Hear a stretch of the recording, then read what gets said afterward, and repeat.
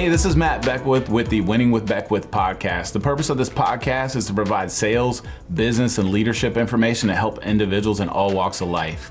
Each episode is unique, and we will bring some of the top leaders and business owners to the podcast to share what they have learned and are learning, as well as myself. So thank you for tuning in. Welcome to this episode of Winning with Beckwith. I think this is probably the most nervous that I've been for any episode.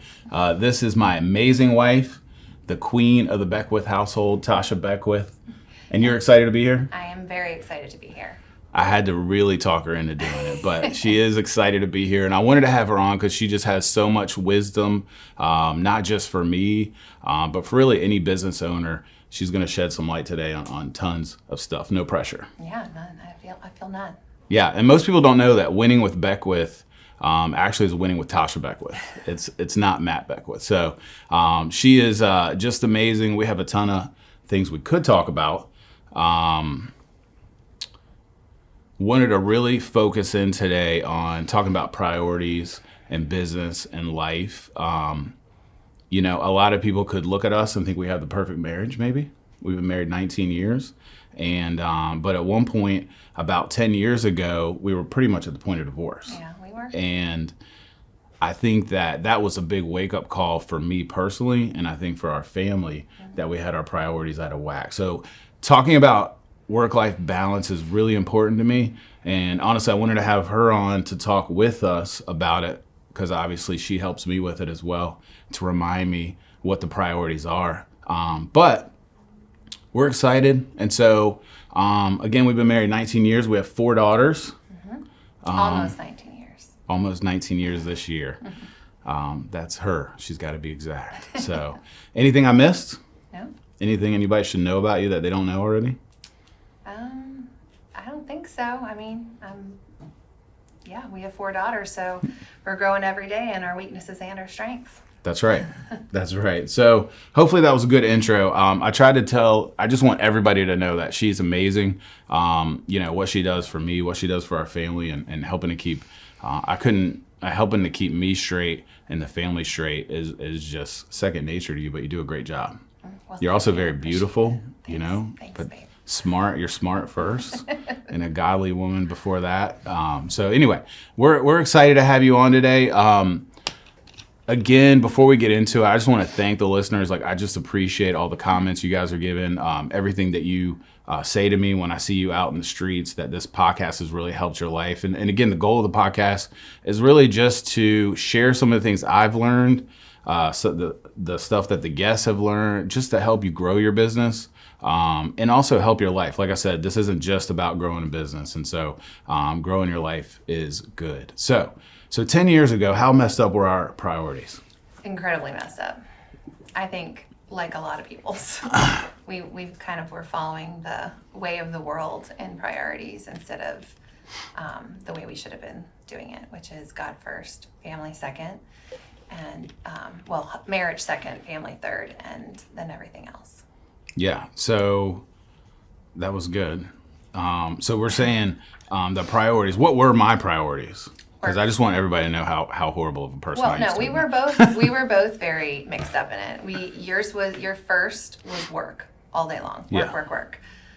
You were very driven to succeed in your work. And I, like so many, especially mothers, stay-at-home mothers in particularly, was very focused on raising our kids. And I was a young mother, so not a lot of people my age were doing what I was doing. Still at a the young time. mother. Still young. Yeah, thanks.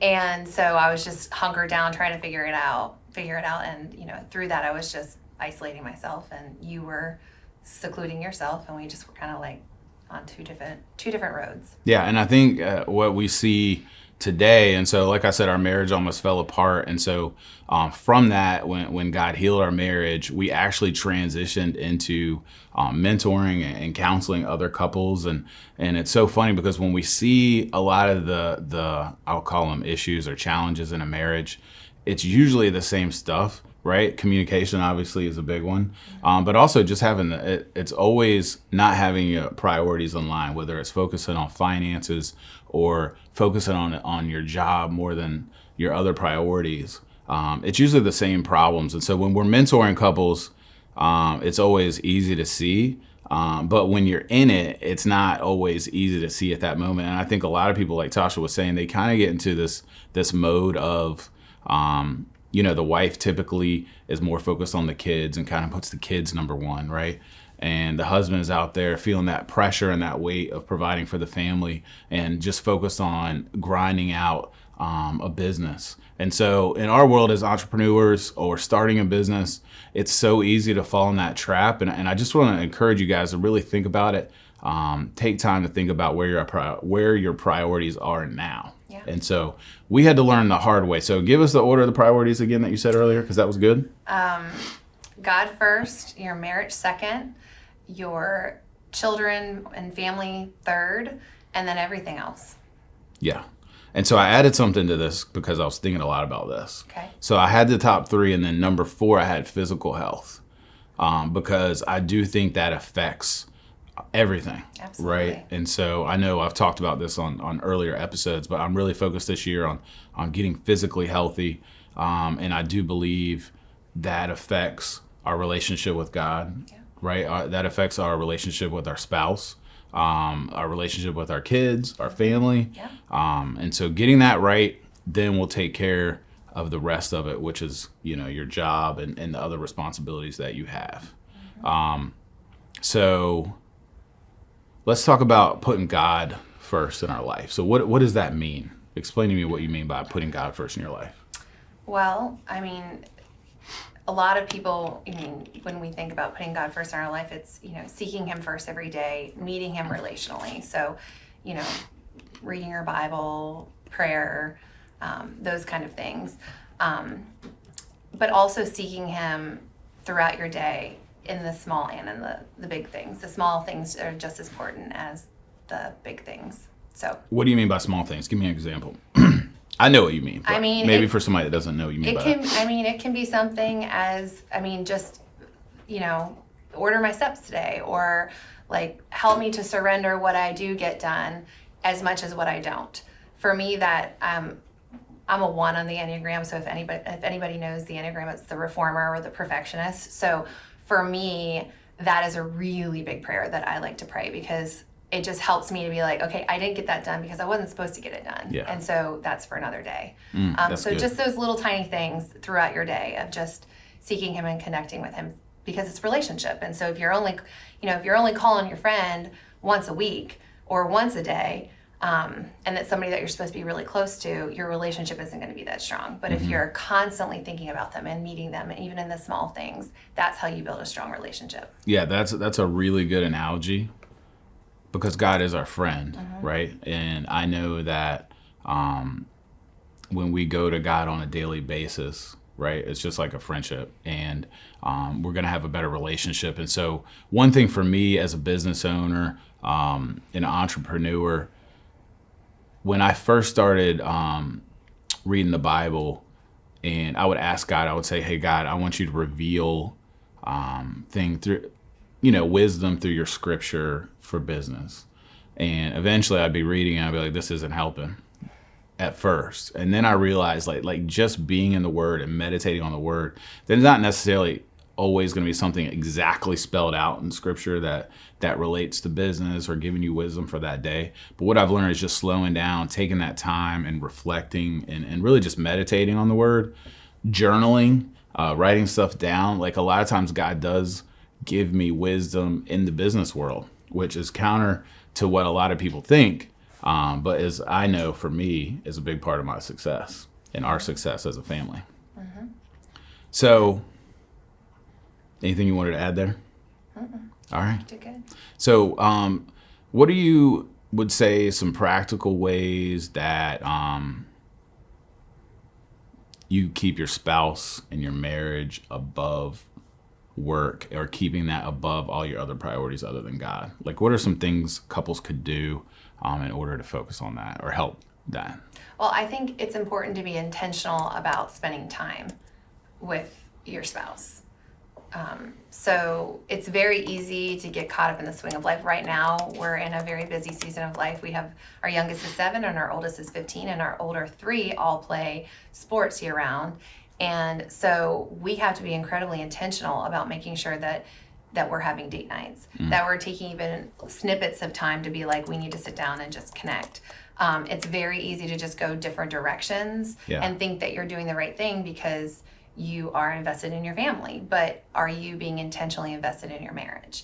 And so we encourage people when we're doing marriage mentoring and we were encouraged ourselves originally, and it was not easy to shoot for twice a month going on date nights. Just so that you can connect. Because what happens so often is people get to the end of the road, retirement age, or your children leave the house, and you think, oh, when we retire, we're going to do all these fun things, but then you get to that point in life, and you don't know each other. And so that's often when a lot of marriages fail, because they haven't been intentional to stay connected. Yeah, and I also realize, or I think we've realized through, like watching our parents, we have awesome parents, right? Yes. That once they got to retirement age, they were all, blessed. But a lot of times the health isn't always what you think it's going to be when you retire. And so I don't like to say like, you only live once motto, but you only live once. And so being present in your marriage, I think, is what Tasha's saying. Actually, I know that's what you're saying, is like, be present, be intentional, make sure you put your marriage above everything else. Because when you do that, I'm telling you, the business part takes care of itself, right? Obviously with God, and then you put your marriage first, it really does take care of everything else. So date nights you talked about, right? Being intentional there. I feel like if you don't know what to do for date nights, right? What are some ideas you would give somebody if they were like, I don't even know what to do? We've had kids, our kids have been young, and now all of a sudden we're trying to do date nights and we don't know what to do. Well, and I think that comes with maybe not even knowing what you have in common. Like you can often get to a point where you're like, what do we like? Which happened to us. We weren't even that old. No. And we were like, I don't know. I don't know what we like to do together, because in the earlier years we met, I was 19 when I met him and he was 21. So what we were doing as adult parents with 3 children was very different. Or we didn't want to do the things that we were doing in our young years, And so we just were like, all right, you pick a date, I pick a date. And then we just kind of started to explore and figure it out. Like, what do we like to do together? And as you kind of do that, you do find things. It was amazing, some of the things that we realized. We had been together for 9 years and didn't know that married for 9 years, longer than that, and we didn't even know we liked the same things. Yeah, one thing is, like, I didn't realize that she was a great skier, and I love snowboarding. And once we realized that, we're like, oh, well, let's go take a ski trip. How pathetic is that? It's pretty pathetic, because again, that just shows like where we were, like, and nothing. Obviously, I was so focused on work, and you were so focused on raising amazing kids. That we just didn't even think about it, because we weren't intentional with our relationship, which again was the most important thing. But I always, we encourage people to, try to find, for a husband, start out with a date, that you might like. The wife might not necessarily like that. Maybe she doesn't want to go to a Washington football team game or something like that. Not that we used to like to do that, but, and I know one of your hobbies used to be shopping, not actually buying stuff, but you do like, I don't even know how to explain it. It's more of the experience, right? And so I tried to go shopping with her, and, that she doesn't like shopping with me anymore, but it was still like a good way for us to kind of spend time together and enjoy each other's passions while we were looking for ways to do things together that we both liked. Yeah. Right? Yeah. We both like the beach, so that's good. Yeah. And some other things. Yeah. But I encourage you, like, if you don't know what to do, right, try anything. And it can be super simple. simple. Yeah. Sometimes people are like, well, we don't have the money. But go on a walk, or like one of the things we used to do was have a cheese tray. Like we started like buying a different bottle of wine and buying some different cheeses, and we would just sit and try to, like, that was our date night, because we didn't have a lot of money and we didn't have babysitters. So, you can kind of get creative. There's lots of things. I mean, the internet there's a world of ideas Pinterest. out there. I mean, I don't, probably. But It sounded good. The internet, Pinterest. Just, try things. There's even date night books, about like ideas for different dates. So, you just you gotta be intentional and try. Yeah. So just going back to the order of priorities that Tasha brought up, God, right? God first, your marriage, your spouse, if you're married, your family, your kids, which let's talk about kids. Okay. We do have a lot of kids. We do. Did you always want that many kids? No. We have, as I mentioned earlier, we have 4 daughters, and it definitely creates more things to work around. I'll say it that way. Mm-hmm. Love the kids. If you're listening, you guys are all amazing.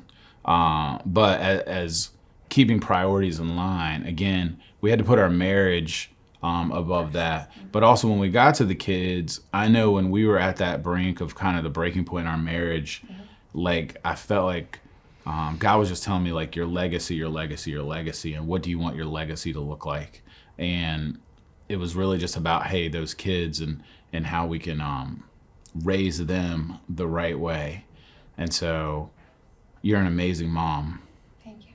You're an amazing dad. Any advice out there for parents that are maybe small kids right now, since we're talking about kids? Well, I mean, I think we have to be intentional with our children, just like we have to be intentional with our marriage in any relationship, really. But again, I think just stressing that you love your children, but it is very important for your children to see that that your spouse is number one. And I think, even our children, as we started to shift that, they felt a little jealous. Mm-hmm. And, I think at the end of the day, they may be jealous, but we just really tried to stress that this is the way it was supposed to be. It's supposed to be us and then them. And that's where they get security. So I think, again, like that's why that's so important. Yeah. Yeah, no, I totally agree. Tons agree. of things to talk about with kids. It is. The other thing I always like to, I know, I I wasn't really, I didn't plan on it, but some things pop up in the head. So one thing is for parents with small kids, I think it's important to remember that they're not always small. And so sometimes that grind can really get to you, especially if you have a spouse that's really business oriented and focused on their job a lot. Obviously, you want to make sure the priorities are right, but there is a time where you'll have your time freed up. And so making sure that you keep your priorities in order is great. Well, because we're modeling. We're modeling to our children how to do the same thing, how to keep their priorities straight. And so for us, if we can rewind just a little bit, when we hit the wall and had to readjust everything, it went from me being home all the time, never leaving the children, having no one to watch our kids, really being isolated, which I did to myself, to me realizing that one of your needs was for me to be involved in your world. And so as I started to, I had to really work hard to do it. I had to, reach out to find a babysitter, which, is very scary whenever you don't have people that you know. And back then it wasn't even like you had care.com, which is all over, all over the internet and everywhere else now. Like it was difficult. Facebook was new. It wasn't like it was like, hey, I need a sitter. I had to really put myself out there, but I was intentional to do that because I knew that in order for me to be involved in your business, I was going to have to change some things. And, again, and that my kids saw it. They felt it like I was leaving them for the first time ever, but really just encouraging them through that time in the end made them feel more secure. And then obviously it was huge for our marriage and it was huge for me. It got me out of the house. It started to shift. My world opened up. It was what was good for me. So for sure. You just dated us. You said Facebook was new. It was. So now everybody knows how old we are, but I'm just kidding. So let's talk about back to the priorities. Number 4, I had on here physical health, which I threw in here, but I wanted to bring that up because you are always so encouraging to me to make sure that I stay healthy. And again, I think it's important for business leaders, honestly, and this is a business and leadership podcast, and it's important for us to build in time in our schedules to stay physically healthy. So what are some ways that you think business owners specifically can help keep that as a priority, and or keep it as a priority, and why do you think that's important? Well, I mean, I think you really have to decide that it's a priority. You really need to think about how your health is everything. So if you don't have your health because you're too busy to eat right and you're too busy to squeeze in some workouts, then you will lose your health, and then you won't be good at your business. You're going to be tired. You're going to start having ailments. And so you first have to you have to be like, I choose for my life to invest my time. This is just as important as the other things that I prioritize. And so I am going to shift my schedule. And you've been very good at that. I mean, you're very dedicated to wake up really early in the morning. I don't know that I could be that dedicated. I used to say I would never wake up before 5, but now I'm at 4:45. All right. So if you listen to previous episodes, I said anything that starts with a 4 was bad for me, but I'm really digging the 4:45 right now. So you're insane. But I'm proud of you for it. Yeah.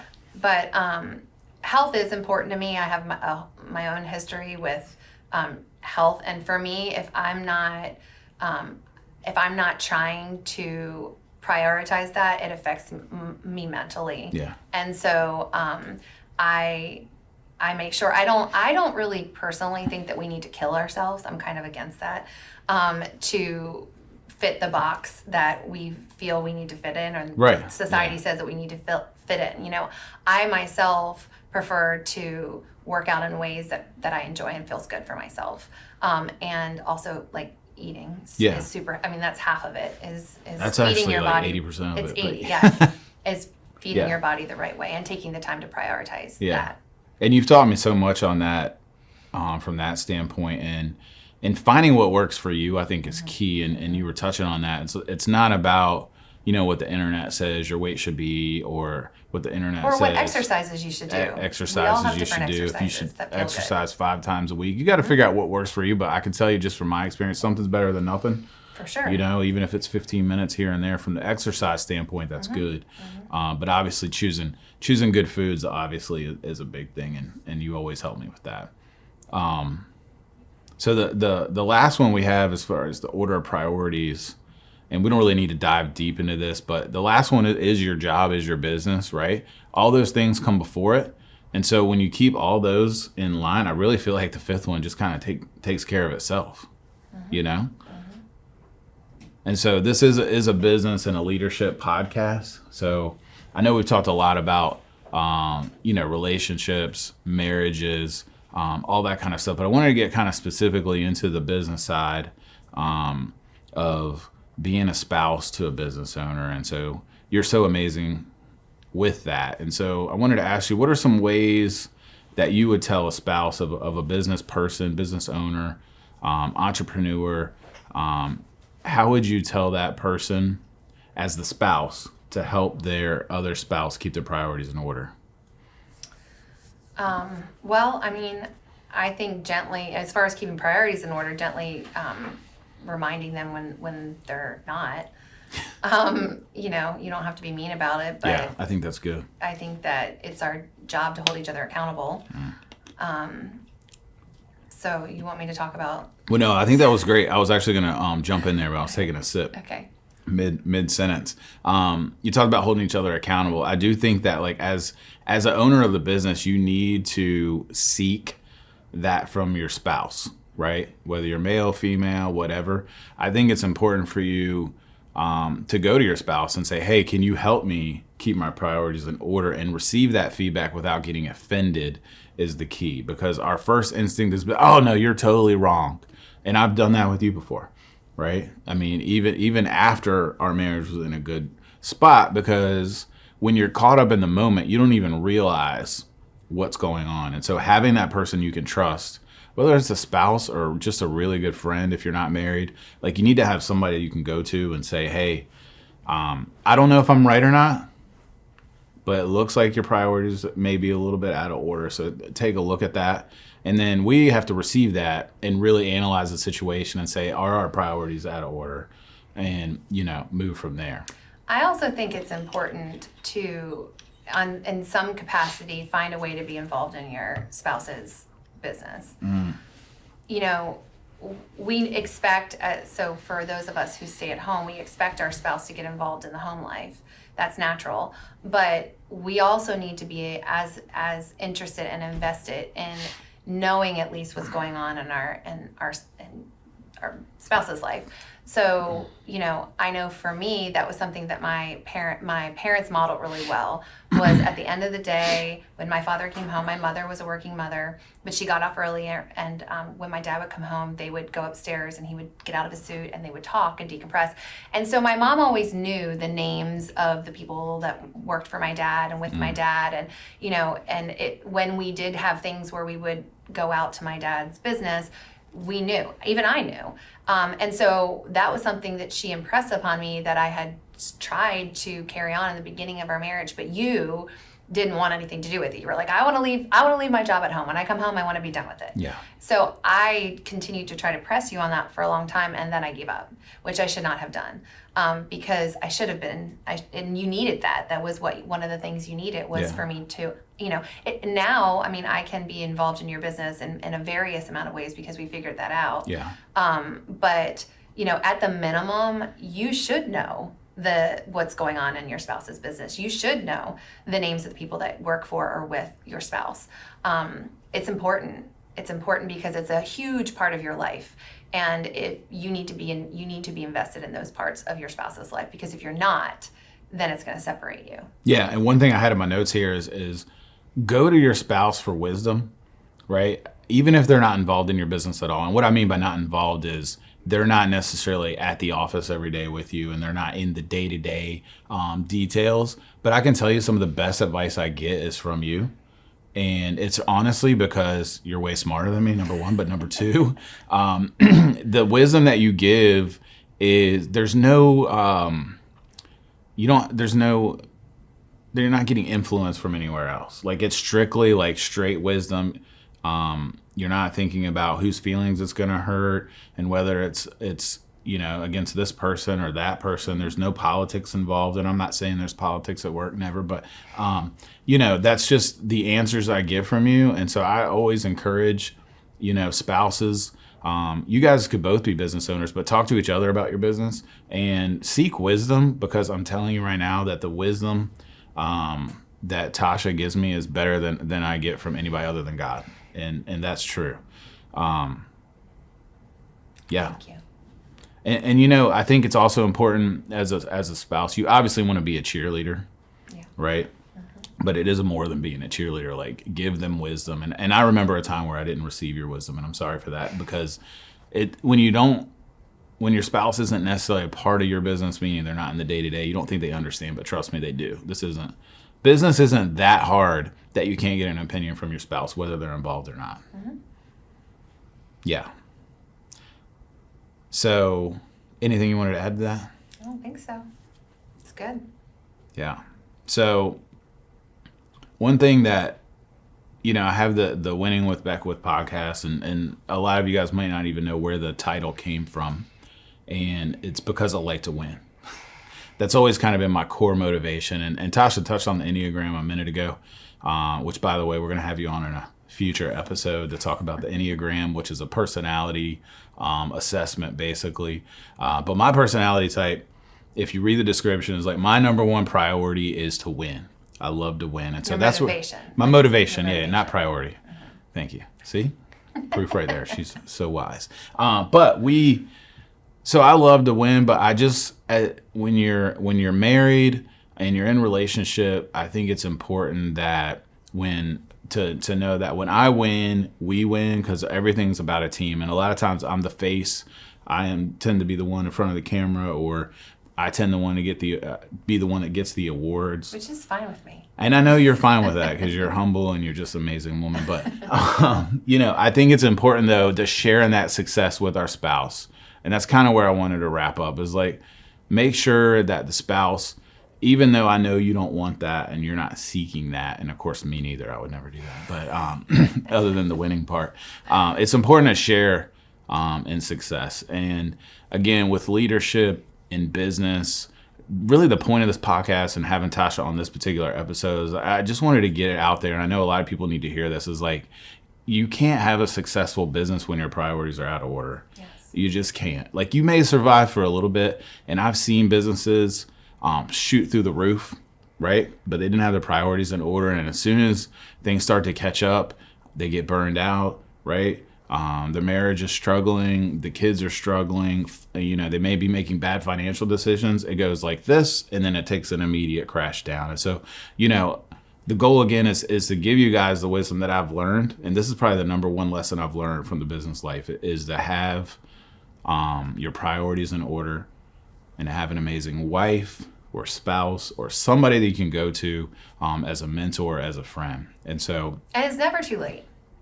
No. If you are married and you've had your priorities out of line and you are struggling, and there is mistakes happening, it's never too late.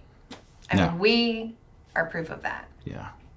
So thank you so much for coming on this episode. Thanks for having me. And listen, please comment, share this if you know anybody that you think would get something out of this to help grow their business, to help their life, really is what we're trying to do here. Please share it with them. Subscribe to the YouTube channel, and we appreciate it. So see you guys next time.